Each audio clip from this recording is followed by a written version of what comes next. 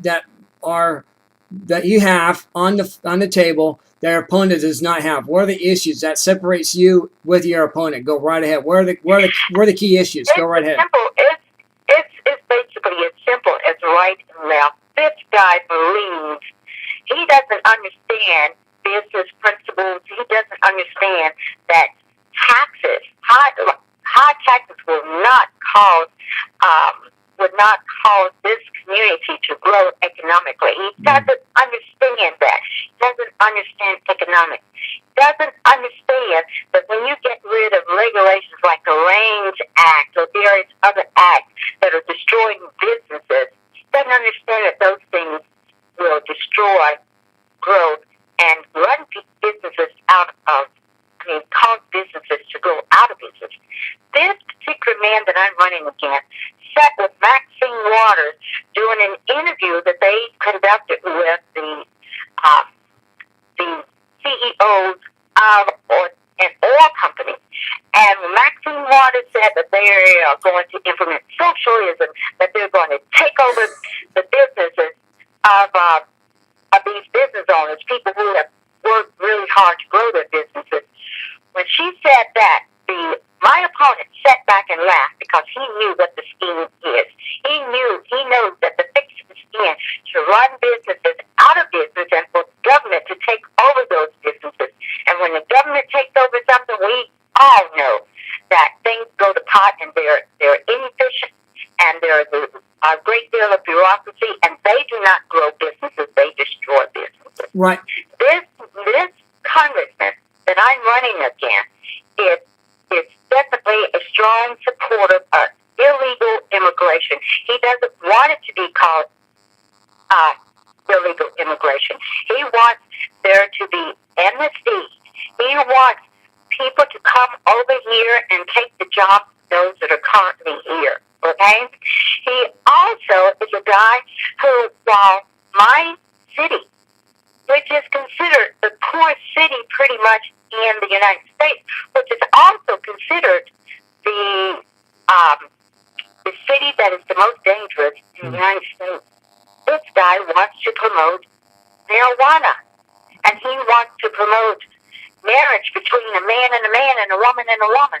But those issues aren't as important as building on families and building on education and making our city a better city. And that's what I'm about. It's not about me. It's about the people in my community. With this congressman, it's about him. It's about him following President Obama's dictate. This congressman pushes Obamacare.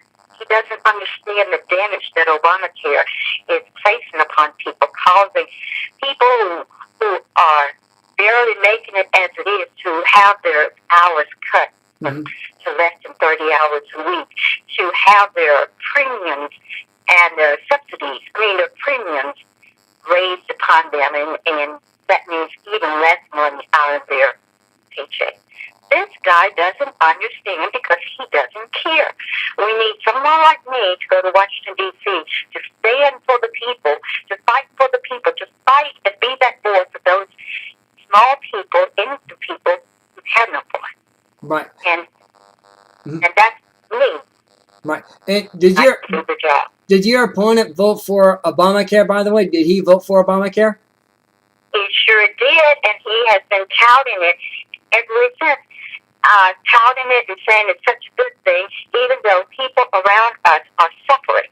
We have our police department and firemen who are going to be forced off of they're going to have their pensions cut, and they're going to be forced to not be able to partake of the insurance that they currently have, which usually they have good insurance. They're going to be forced on the exchange, which will cause their premiums to go up, which will cause their deductibles to go up. This congressman has pushed for that, and people as of yet hasn't learned the correlation between what he has done and the reality of what they're living. But I guarantee you, if the Lord blesses me to have enough money to put ads on the TV and to get support, I will be bringing that information and exposing him for who he really is. why you're doing this network, because I'm glad we're here for you. I'm glad we're giving you as much time as you need, because this is the issues that matter to the people. I hope people understand. Hopefully they'll understand and wake up and recognize that we do have people who want to have accountability. We want to have the leadership back in the White House, because right now we have no leadership at all. We got garbage basically. What we have in the White House, the Senate, and Congress. That's what we have right now. Nothing's being done. They took a recess. And guess what? Israel's at war. There's nothing being done. There's nothing being done right now. Go ahead, Charlotte. There's nothing being done, but let me tell you something. One of the reasons that Boehner suggested that our members go out on recess, as well as Harry Reid, is because of this. We've had over 530 bills to be passed. Right. Those bills are sitting on Harry Reid's desk. We've had over 41 job-producing bills to be passed. They're sitting on Harry Reid's desk. We have a divided Congress. Right. They're not getting anything done even when they're there. We have a do-nothing Congress, and the do-nothing Congress is the Senate, starting with Harry Reid. Right. So we, the American people, got to understand we can't sit back, because we're at a crossroads, Mark. We're at a crossroads. Right. Do we go under, or do we rise up and be the great nation that we can and should be? I think we will step up to the plate, and I think that we will not take advantage. I mean, we will take advantage of this opportunity to make this nation a better place. Because, see, we got children and grandchildren that we want to look out for and make sure it is a better place. And it is incumbent upon us to do it today. Yeah, it is. You're right.